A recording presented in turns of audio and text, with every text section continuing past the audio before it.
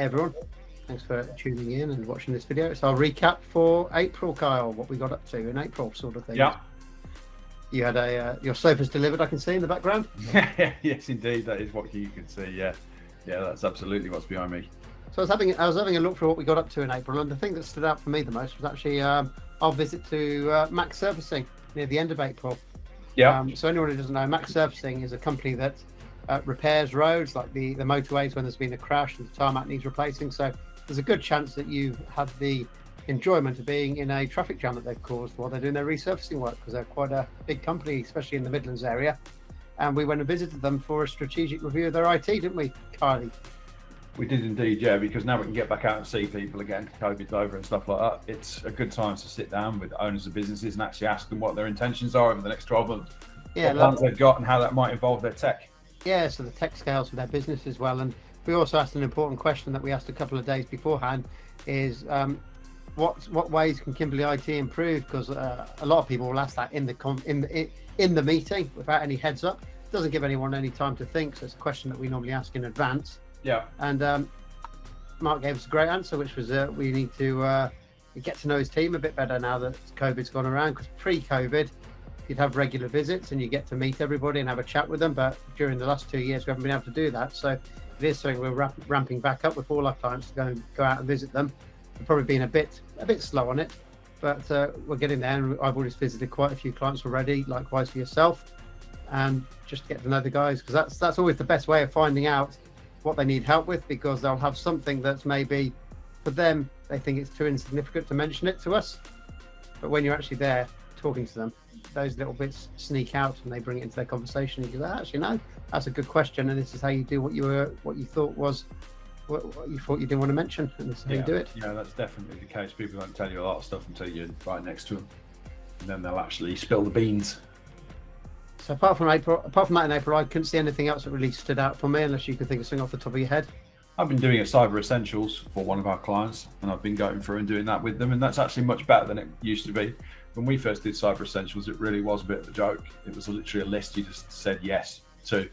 But now they ask better questions. They ask questions about what your home networks are, what security you've got, whether you've got default accounts on things, have you removed any unused accounts, do you install software, do you keep everything up to 14 days up to date? And something I noticed when I went through this, they rejected my first proposal to them, to the assessor, because I got a couple of phones on iOS 15.3.2 instead of 15.4.1. It's a couple of revisions of the iOS, and they said that was out of date. However, their documentation says you only have to apply high security and critical fixes. And I had a look on Apple's website. It's hard to determine exactly, but I don't think those updates are specifically critical security fixes, to be honest with you. In fact, one of them related specifically to iPad only. So I think they're in a bit overzealous, but that's not necessarily a bad thing. Bit of a generic answer they sent you back there, but you can quite easily update those phones, I guess. Oh yes, yeah. I mean, that's already been done. It was interesting that really when this guideline said, "Oh, you've got to be up to date with critical fixes," what it really means is you've got to be up to date with the operating system, which was more interesting because I'd like to be able to chat to them. So, well, how does that stand with Windows 10 and 11 then? Because technically, then which ones 11 should be right and 10 shouldn't be valid, because you're pulling down a version of iOS, but there's two versions of Windows.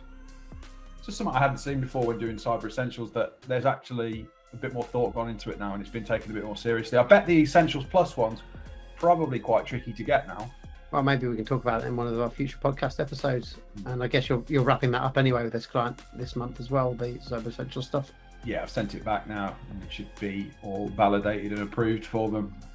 Chatting about podcasts, we did 3 episodes in April. We did, first one was why you should not slack on your training for your team. I nearly missed out an important word there, which is what a lot of businesses do.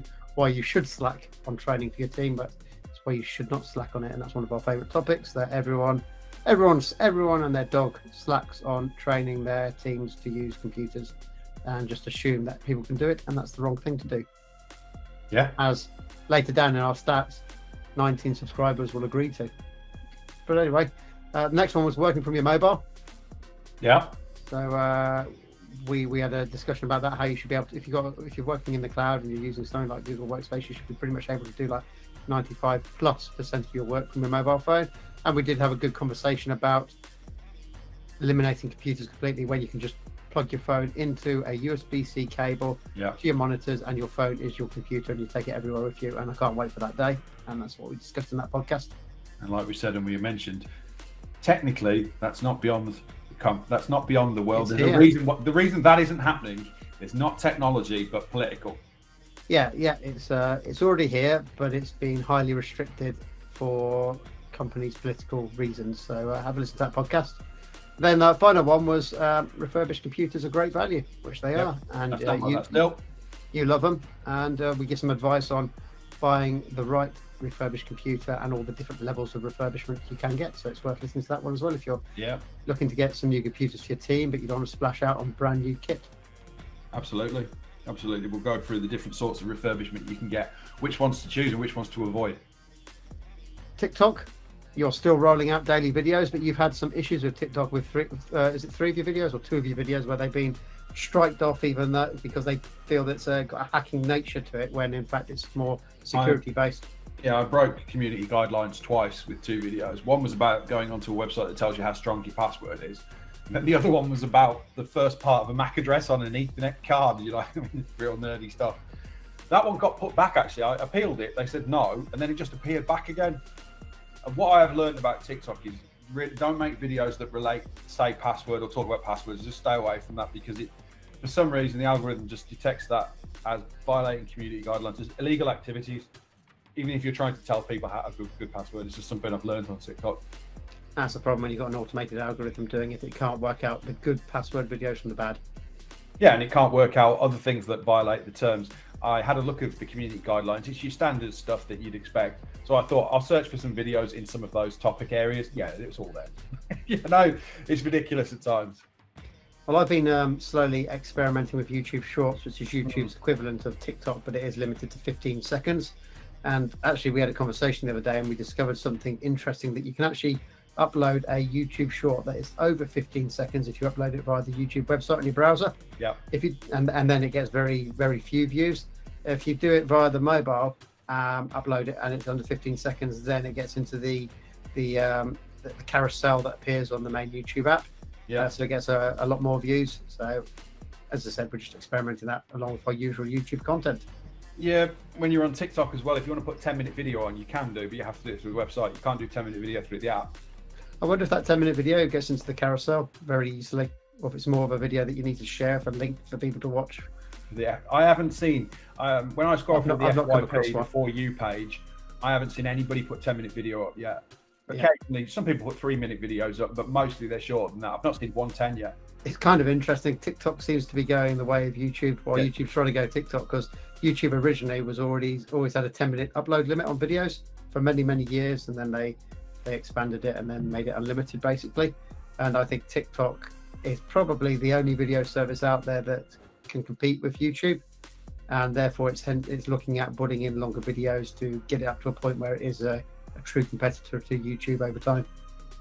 Yeah, you're probably right on that. I'm not sure how well TikTok will do with that, because they've got to take the format from the vertical phone format to the 16:9, the ratio format that we're talking in now, so I can put it on my TV and watch it. And that's a whole different thing, because then it isn't the TikTok, and that is YouTube's game, and YouTube's already in the game. I don't think they'll take it. I think YouTube should calm down, because TikTok is just the flavor of the month and will be for a while. But like all of these things, it will die. Something else will take its place. Nothing's really taken YouTube's place. It's had a lot of challenges. But that's what I mean. I don't think anything will take YouTube. I think YouTube should calm down. I think TikTok could do it best. I really like that TikTok's about, because it's pushing YouTube into doing better features and bringing new features in. Because YouTube had been stagnant for many years. Because what was it? Vimeo was the only other video platform, really, and no one used that. And YouTube had no proper competition. It's not since TikTok has really started to come on that YouTube has started to roll out better features and new features to the service, and innovating and changing it, and the style and everything like that. So it's like people say, competition's always good. Okay.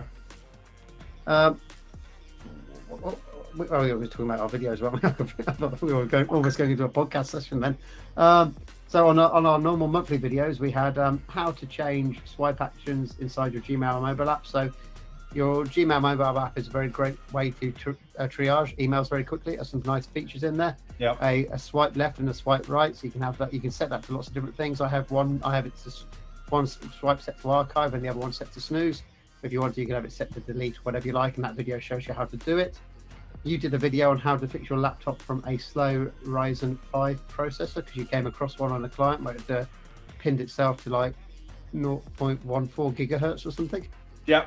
If you get this problem, your computer just goes slow to death until you fix it. Yeah, it's bad. So there's a fix in that video. I did a quick video on how to flick between Google Workspace apps using the action button inside Google Workspace, and you also did a video on fixing Windows security when it wasn't working in Windows 11 on a machine somewhere. Yep, another one. Is that a bug, or is that a bug that Microsoft knows of that they're going to be patching? Difficult to say. There's certainly enough people who have had it. That's for sure. Oh, that's convenient right now in the middle of recording this. That's somebody at our website.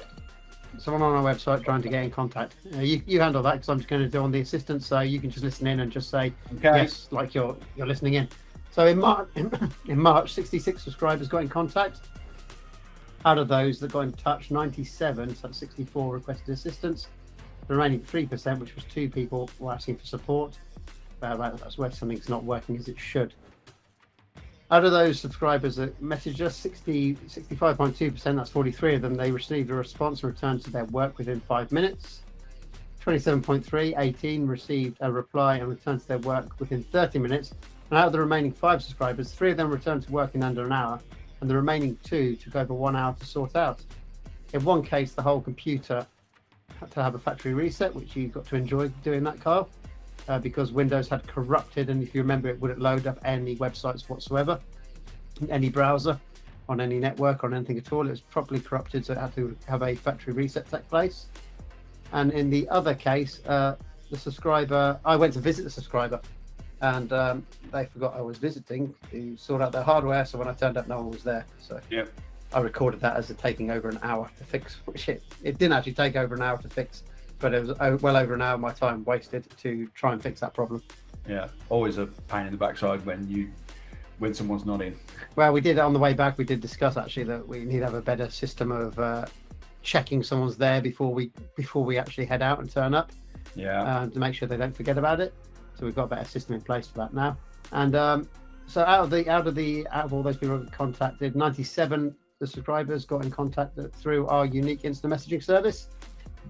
Which is always the fastest way to respond. And then 2 subscribers, one decided to opt for an old-fashioned email ticket, and then another one made a phone call, which was I don't remember answering the phone call, so I'm assuming that must have been your ticket.